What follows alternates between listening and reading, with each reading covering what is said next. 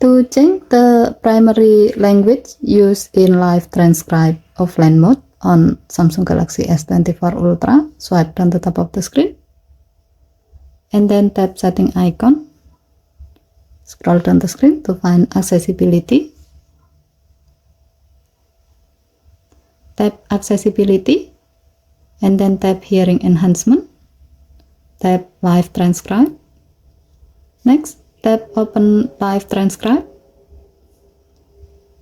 Tap the settings icon at the bottom of the screen. Tap more setting. Scroll down the screen. Tap advanced. Scroll down the screen. Tap offline transcription. Next, tap primary language and then select the language you have downloaded before or a language with a check mark next to it so you can use it while you're offline. As the example, we will select French.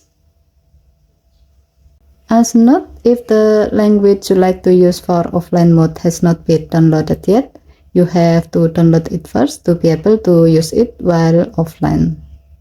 By changing the primary language for live transcribe offline mode, it will be able to use this language as the default to capture a speech spoken in the selected language, in this case in French, and get the transcription in a text form on your screen while you are offline or not connected to the internet.